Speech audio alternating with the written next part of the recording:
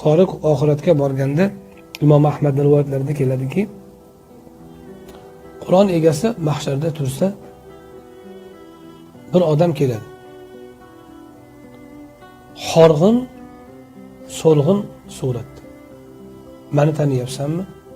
Yo'q, tanimayman. Men Qur'onman. Seni tunlari bedor qilgan, kunduzlari chanqatgan Qur'onman. Qo'lidan yetalab Allohga iltijo qiladiki, Parvardigor, buni kirgiz jannatga. Shunda dedilar, qorini olib kelib, bir qo'liga mulk, bir qo'liga xuld, ya'ni bir qo'liga podshohlik, bir qo'liga abadiylik beriladi dedilar. Va unga aytiladi, o'qi va ko'tarilib bor, oxirgi o'qigan oyating sening manziling bo'ladi. Unga bosh oyoq sarpo kiydiriladi dedilar. Shu hadis sharifda bir tahlil qiladigan bo'lsak, bu o'ta katta maqom. Qiyomatda dahshat hamma. Ota boladan, bola onadan qochayotgan payt. Nima qilish bilmay turibsiz. Bir odam kelib qo'lingizdan olib qutqarsa, qutqarganda ham Allohning kalomi bo'lsa u tashvish qolmaydi. Endi nimaga shu so'lg'in suratda keladi, horg'in suratda keladi desa, aytadiki, qoriga chekkan mehnatini eslatish uchun deydi. Qori Qur'onni yodlaguncha, unga amal qilguncha qiynalgan bo'ladi. Rangi so'lgan bo'lishi mumkin. Kechalari bedor qilganman deydi Qur'on. Qur'on bedor qilish kerak, telefon emas. Qur'on bedor qilganman deydi. Bu degan tahajjud o'qigansan degan.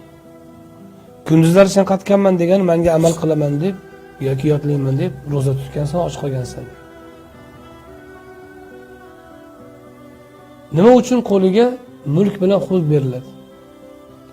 Odam alayhissalomning jannatdan quvilishiga sabab bo'lgan narsa shu ikkalasiga qiziqish bo'lgan. Nima degan shayton kelib? Hal adulluka ala shajaratil xuld va mulkin la yabladi. Alloh yemadigan meva bor-ku? O'shini ko'rsatib aytadiki, abadiylik beradigan va bitmas tuganmas mulk beradigan daraxtni ko'rsatayimmi? Desa Odam alayhisalom qiziqqanlar. Keyin o'shani yeb qo'yib jannatdan quvilganlar. Qur'on sohibiga xuld bilan mulkni qo'liga berib qo'yadi. Otang shunga qiziqib jannatdan chiqqan edi. Mana mulk bilan xuld senga berildi, kir endi. O'zi mulk bilan xuld hammaga beriladi. Masalan, kirsa har qanaqa jannatiy odam u yerda abadiy qoladi. Yarim yil yashab, 1 yil yashab chiqib ketmaydi. Hamma abadiy xuld hammaga bor. Mulk ham hammaga bor, ozmi ko'pmi. Lekin boshqalarga ko'z-ko'z qilinadigan darajada bo'lmaydi u mulk. Qorinniki jannat ahliga ham ko'z-ko'z qiladigan darajada bo'ladi.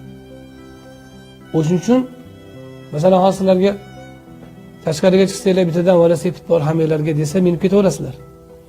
Lekin Odilxonga agar Mercedes bermoqchi bo'lsak, kalit shu yerda bersak, bu tashrif bo'ladi. Chiqib minib desa ham bo'ladi. Lekin bu yerda hammani oldida bu kishiga kalitni berishlik, bu kishini ko'z-ko'z qilishlik, bu kishining mashinasi hammanikidan ust balandligini ko'rsatish uchun. Qorining qo'liga mulk bilan xuld berilishligi o'sha boshqalarga ko'z-ko'z qilinadigan darajadagi maqom berilayotgan. Boshqalarda ham bor, lekin ularga bunaqa tashrif yo'q. U o'qi ko'tarilib bor, oxirgi o'qigan oyating degan nima degani? Adashgan joyinggacha degan. Kim yo'qogan joyda to'xtaydi. O'shuning uchun Qur'onni yodlaganda qalbga bir yo'li joylash kerak. O'limtik qilib, bir sara chala pucha qilmaslik kerak. To'g'riki jon bersangiz, borsangiz qalbingizda bo'lsin o'sha Qur'on. U yerda kitob bo'lmaydi, luqma beradigan odam bo'lmaydi, aytib beradigan. O'zingiz o'qiysiz, adashib to'xtagan joyingizda o'sha yerda maqom to'xtaydi.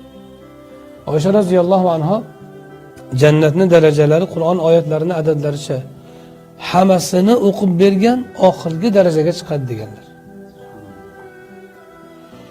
Mana demak hofiz Qur'on bo'lishdan asosiy murod mana shu. Ota-onaga tosh kiydiriladi endi albatta. Endi ota-onaga kiydirilgani u sharaf, ammo u o'ziga ko'p beriladi.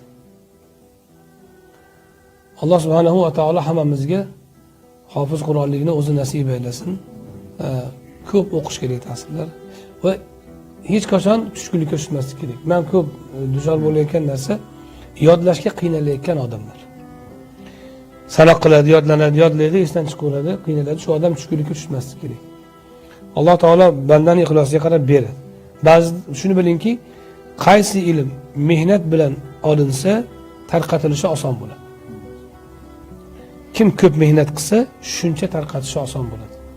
Tahsilda mehnat qilgan odamni nashrda ishi oson bo'ladi inshaalloh.